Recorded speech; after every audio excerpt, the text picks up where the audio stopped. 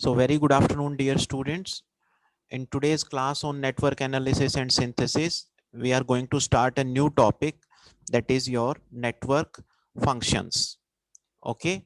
So from the name itself, it is clear that we have electric circuit networks, and we have those electric circuit networks represented with the help of mathematical functions. And in brief, we have talked about such thing when we discuss Laplace transforms, and we have also talked about two-port network parameters. So there also we represented our electric network with the help of mathematical parameters. So here you can say that in network functions, we will utilize the concepts of Laplace transform and two-port network parameters. So in brief, if I would like to tell you about network function, uh, is the application of these Laplace transform and two-port network parameters in understanding electric networks further.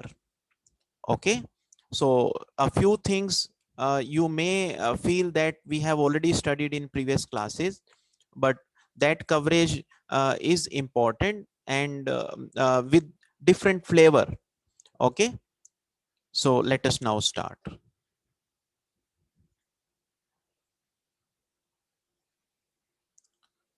So first we need to understand what is the meaning of network function.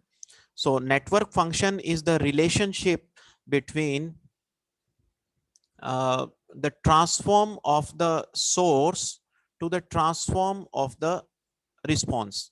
So here we need to notice a few important terms. First thing is the transform. Here we are not exclusively saying it is Laplace transform, it is generalized transform. So it could be Fourier transform, it could be Laplace transform, it could be any transform which can help us in understanding electric network.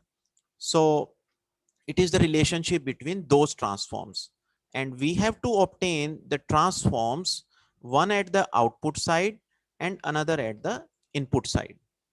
So at the output side, we come across the response of the electric network. At the input side, we apply the source. So that way, when we talk about network function, it means it is the relationship between the transformed output and input. This is, you can try to understand that way. So formally, network function is a relationship between transform of the source to the transform of the response of electric network. So straightforward definition, very simple definition in fact.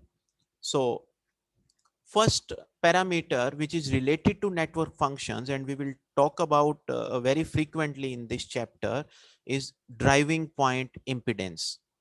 So friends, it is very clear, it is impedance, one thing, that it will be the ratio of voltage and current. Since we are talking about with respect to network function, so obviously it will be the ratio of the transforms. So it will be Vs by Is, that is voltage represented in Laplace transform and current represented in Laplace transform. And this ratio V by I is nothing but Z, and Z is also a function of S. So that is what we call driving point impedance. So driving point means where we apply source. Okay, so that's why driving point impedance is the equivalent impedance that we calculate while looking at the network from the input side. Okay, I hope this thing is clear.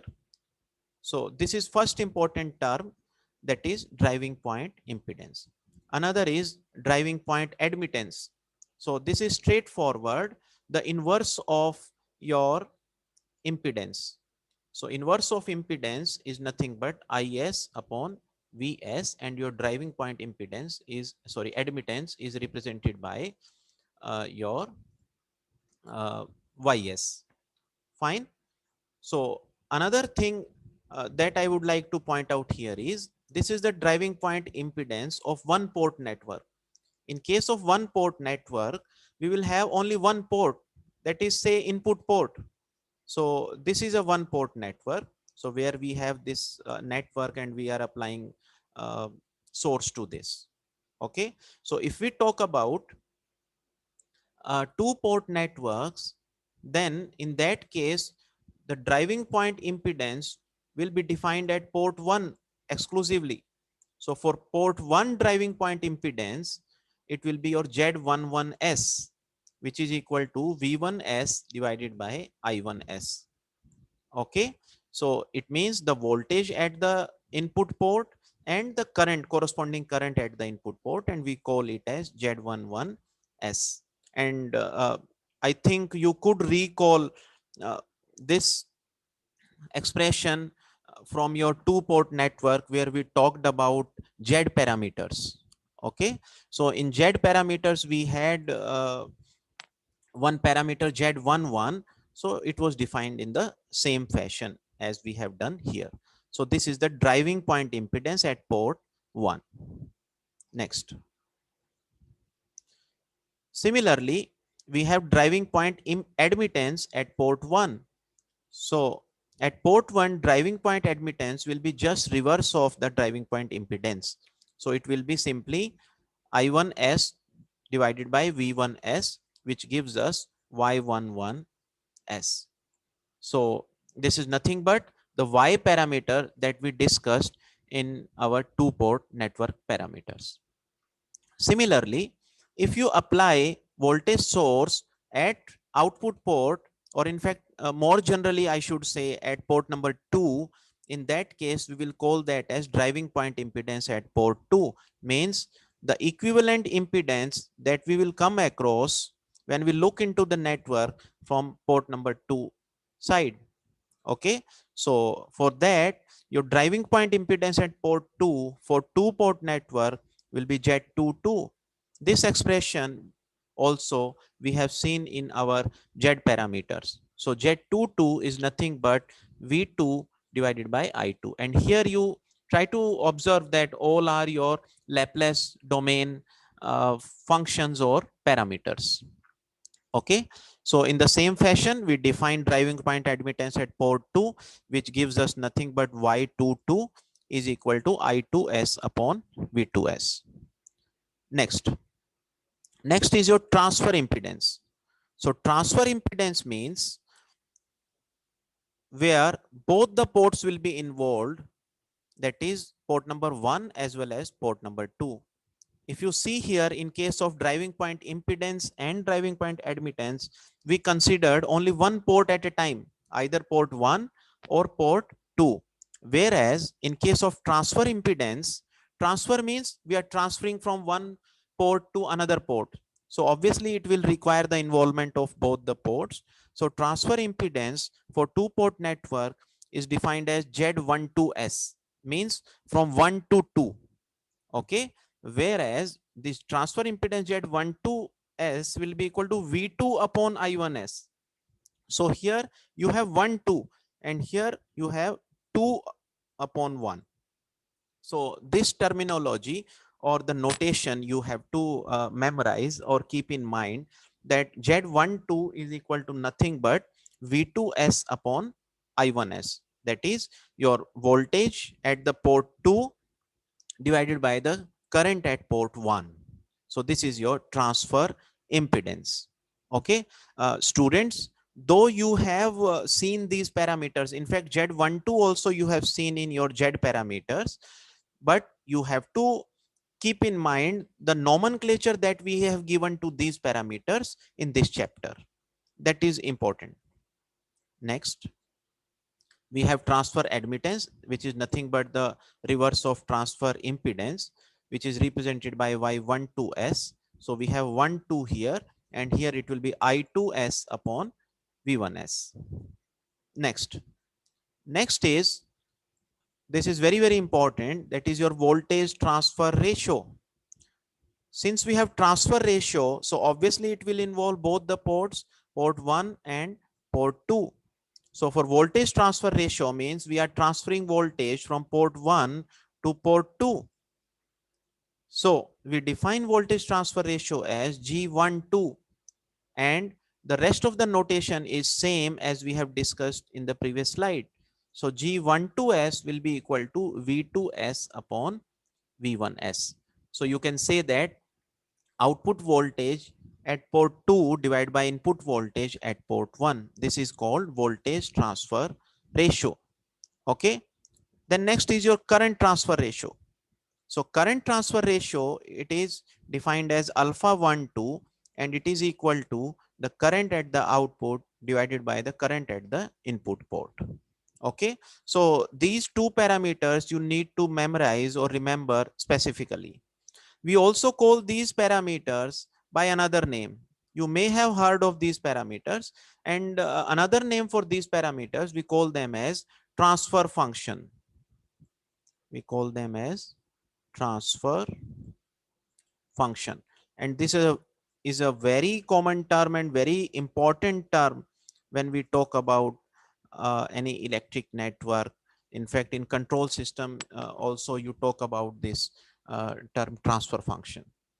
Okay. So this transfer function is defined as the ratio of the output in transform domain divided by input in transform domain. So here, since we are using Laplace transform, so you can say that transfer function is equal to ratio of output in Laplace transform to the input in Laplace transform. If you are using Fourier transform, then transfer function will be V2f upon V1f, or I2f upon I1f. And in case of Laplace, it will be in S domain. I hope this thing is clear to everyone. So should we move to next slide now? Yeah. So with this brief background, uh, now we can think of solving very small numericals. In fact, much more difficult numericals than these numericals we have already discussed in our two-port network, in our Laplace transform chapter. So just to correlate your concepts of Laplace transform and two-port network parameters concept, I have included these numericals in today's lecture so that you get familiarized with the terminology in network functions. So here in this numerical, we have to find input impedance. So as I told you, input impedance, or you can say driving point impedance, will be the equivalent impedance when we look into the network from input side. So obviously here this network has been represented in the form of Laplace domain. Okay.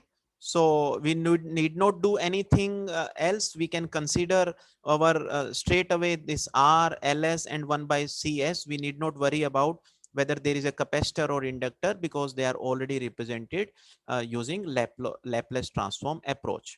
So we have R and Ls in series. So it will be R plus Ls. Okay.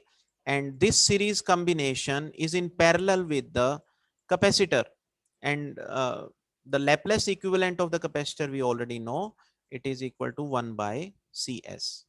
So now we can apply our parallel combination of resistance formula, and if you solve it, you will get this answer straight away. You can try its solution at your home. I have given you the hint, and I am 100% sure that you will be able to solve this very simple numerical. So this is how we calculate input impedance. So this input impedance, you can see it is a function of S, that we can call as network function. Fine. So next, this is another numerical where we will find out transfer function. Okay. So as we just talked about transfer functions, there were two transfer function. One is your voltage transfer ratio, another was your current transfer ratio. In this numerical, we have been given V2S and V1S. So as I told you that this transfer function is nothing but the ratio of the output voltage, or the voltage at the output port, that is nothing but V2S, divided by the voltage at the input port, that is your V1S. So your transfer function can be straight away defined as V2S by V1S. So here we have to do nothing, but we have to find out this ratio. And if we are able to find out this ratio, we will get the transfer function. So here transfer function is a general word. Specifically, we are trying to find out voltage transfer ratio. Okay. So if we carefully look at this figure, first we will have to find out the parallel combination of this R1 and 1 by CS, and then this parallel combination is in series with R2. Okay, so first step is we want to find out equivalent impedance for this parallel combination. It will be nothing but your R1 multiplied with 1 by CS. Okay, divided by R1 plus 1 by CS. So if you solve this, you will get ZS, and then this ZS and R2, they are in series.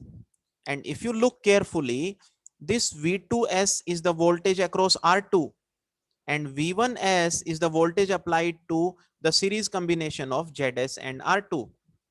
Okay, so you can simply apply voltage divider rule. Means what we will have, V2S, I'll write in short and you can solve this thing later on, and I have shown you the answer also in the slide. So what will be V2S?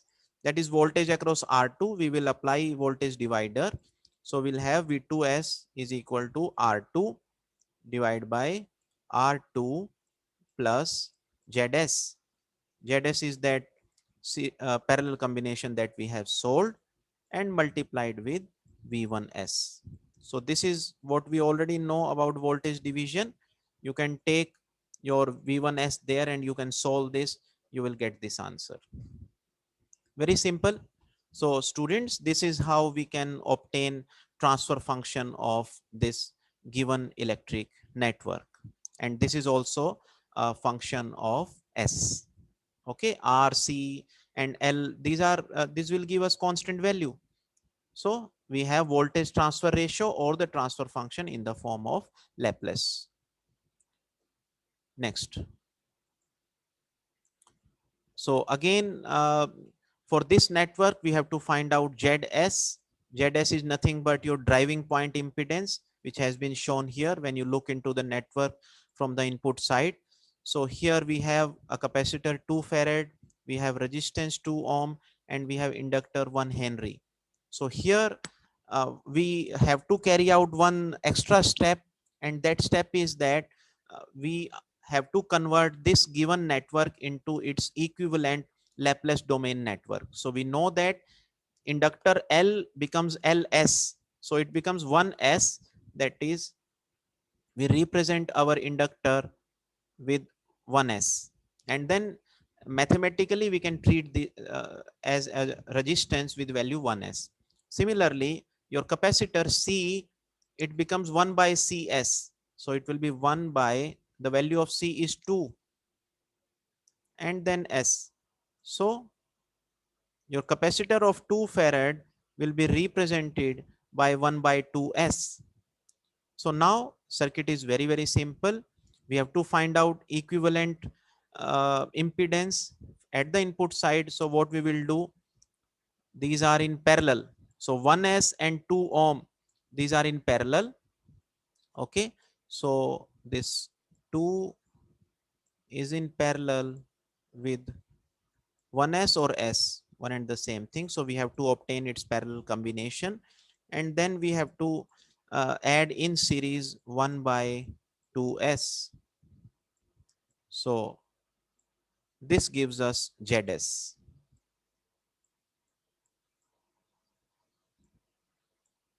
Okay, and if you solve this, you will get this answer. I hope this thing is clear to all the students. Okay.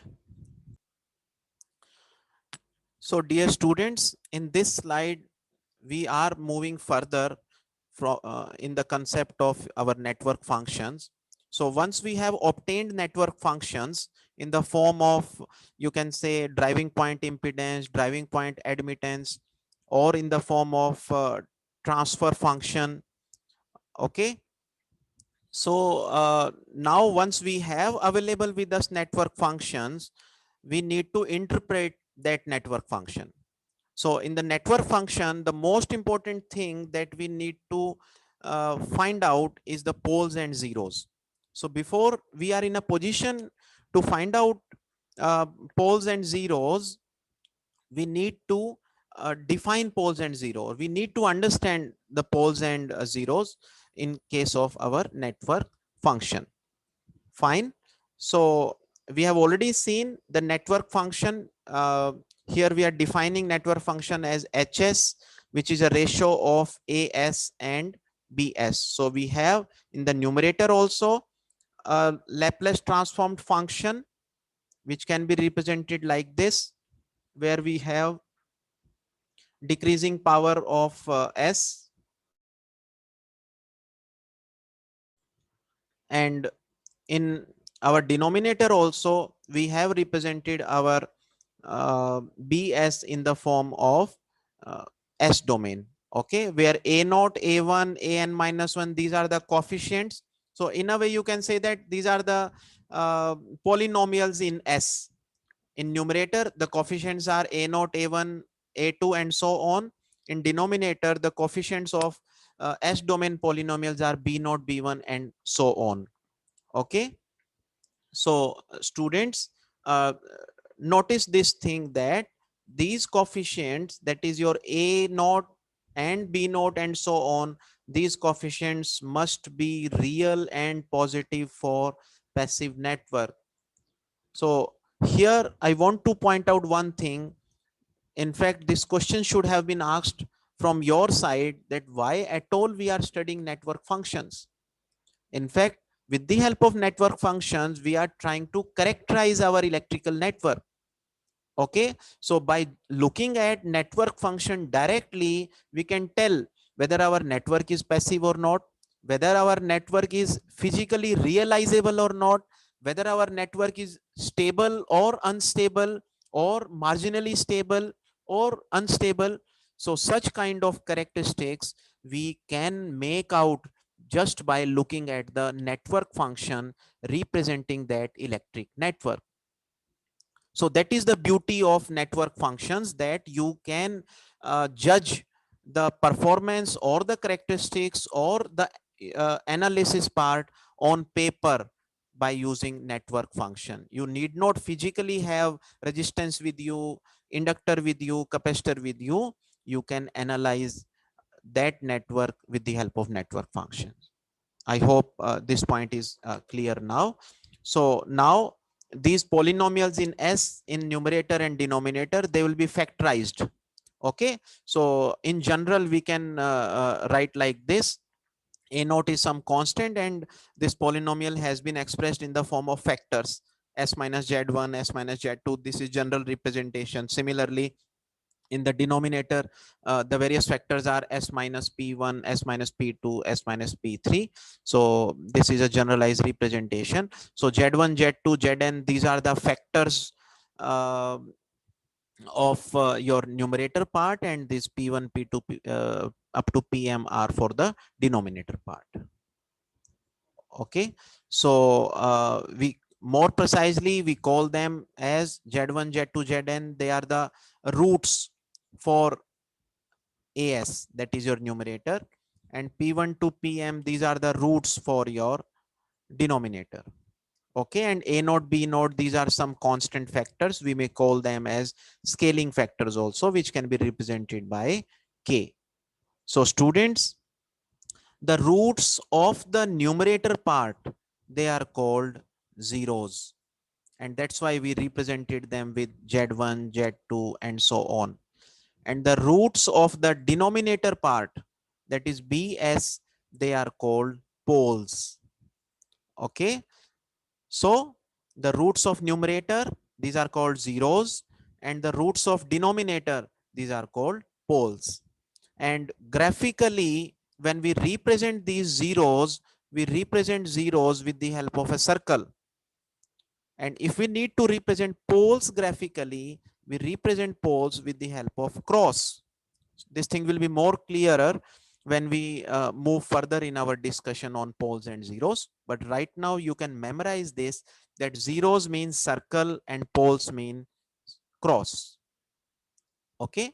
So if I give you a network function and ask you to find out the poles and zeros, it means you have to simply obtain the roots of the denominator as well as the numerator. So roots of the denominator will be poles and the roots of the numerator will be zeros. Okay. So this is very simple numerical where we are doing two things. First thing is we will find out the poles and zeros, and second thing will be we will be representing these poles and zeros graphically. Graphical representation of poles and zeros is also important. I just told you in the previous slide that these poles and zeros or the network functions will help us in finding out the stability of the network. Okay, so that stability can be judged. uh, One manner is mathematically and second manner is graphically. Both ways you can judge the stability of the network. So here that's why you need to understand the graphical representation of the poles and zeros also. Okay, so we have been given the network function zs as equal to s plus 4 by s. So just see, we need to find out zeros. So zeros are the roots of numerator. Now what is the root of numerator? That is z. Okay, so root of numerator is minus 4. So s plus 4 is equal to 0. So 1 0 is minus 4. Now what is the root of this? Root of this pole. Okay, so that is your pole. It is nothing but 0.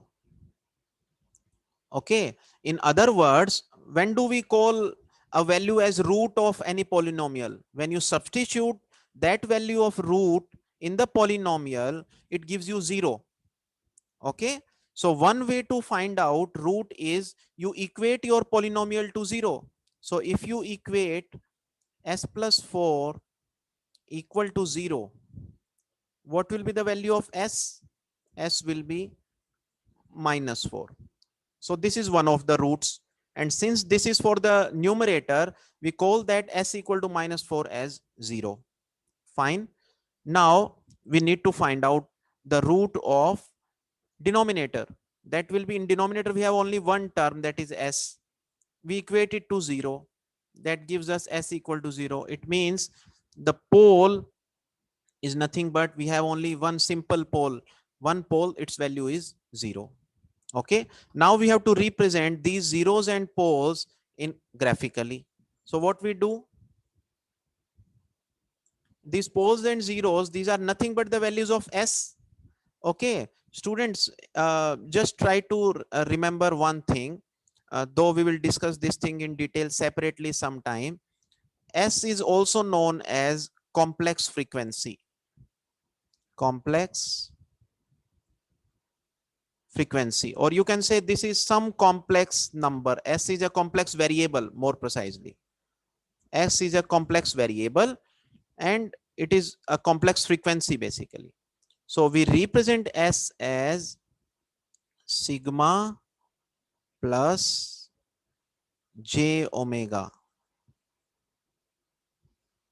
This is how we represent S, plus minus. Sigma is equal to, sorry, S is equal to sigma plus minus j omega.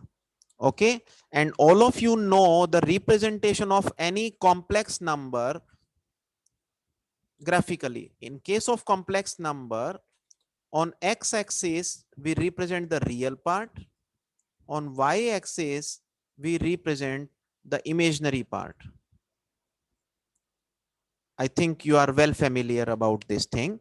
So since s is a complex variable or complex number whose real part is sigma, okay, and whose imaginary part is j omega, so see this pole zero plot will be represented like this. X axis will be shown with the value sigma or as sigma axis, and your y axis will be called j omega axis, because this is your S domain plot.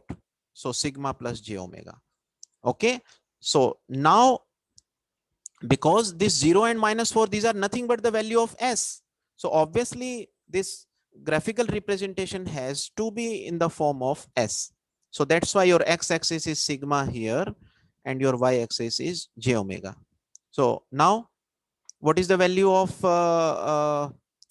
0? 0 is -4. Okay. So you know that -4 will be towards left hand side. So we have -1, -2, -3. This is -4, and -4 is 0. And I told you in the previous slide, this -4 is will be represented, 0 will be represented by a circle. So what we do, we put a circle at -4. See, this is the circle and this value is -4. This is a 0. Okay. Now we have to represent pole. Pole is 0. Pole value of the pole is 0. So this is 0. We will represent this pole with a cross. See, this is the cross. So this is how we represent our network function with the help of a pole zero plot. So first we find out our poles and zeros, and then we represent those poles and zeros in the pole zero plot that I have explained. Okay. So students, in the previous slide, we talked about very simple network function where we obtained pole and zero. Now we look at some other function, which is your ZS is equal to 2S upon S square plus 16. So first let us find out the roots of the numerator. So in the numerator we have 2S. So we have only S. So it is nothing but a simple pole. So it gives us S equal to 0. It means our 0, or you can say Z1, is nothing but 0. So now let us see the denominator part. The denominator part, if you look at this carefully, we will have complex roots. So if you solve this, that is your S square plus 16 equal to 0. That will give us S square equal to -16. And if you find out S, it will be under root of -16, which is nothing but plus minus 4j. So these are the two poles, that is your P1 and P2. Okay. So we have 1 0, that is 0, and we have two poles, that is plus 4j and minus 4j. So these are represented here. So let us represent these poles and zeros in the graphical domain. So see, your Z1 is 0. We have represented this here as 0 with a circle, and poles, that is plus 4j, it has been represented here plus 4, because this is j axis, so j is implied. So plus 4 we have represented with a cross, and similarly your -4 has also been represented with a cross. Okay. So this is your pole zero plot for this network function. I hope everything is clear. Now we look at one more network function. This is further, you can say, complex as compared to previous one, but it is again very simple. So this is our network function. So here again we find out the zeros. If you look at the numerator, we have a simple 0 which gives us nothing but Z1 equal to 0. If you look at the denominator part, the first factor is S plus 2, which gives us the pole 1, that is P1 equal to -2. Okay. And second is S square plus 2S plus 2. This is a quadratic equation. If you solve it, you will get complex numbers as your roots. So you see here on the right hand side, so the factors are -2, then -1 plus j, and -1 minus j. So there are three poles, P1, P2, P3, and there is 1 0. So let us represent this in the form of your graphical representation. This is your 0 at 0. Another is s equal to -2. So see, this is your pole number 1 at -2. Another is -1 plus j. So -1 will come here, plus j will come here. So if you represent in the graph, so this will be your -1 plus j pole. Okay. And similarly, this is the representation of your -1 minus j. So this is -1, this is your minus j. So this is how we have represented 3 poles and 1 zeros. So students, this was all about your concept of network functions, various parameters that we will calculate or obtain in this network function chapter. And then we have talked about the poles and zeros in these network functions. We have also seen why are we calculating these poles and zeros, and these things will be further clear when we take up further topic in this chapter on network function. So today we have learned to calculate poles and zeros of network function and the representation of those poles and zeros in your uh, graphical domain. Okay, or we have tried to basically draw pole zero plot of the network function. Fine. So students, I stop here and we will continue in the next class.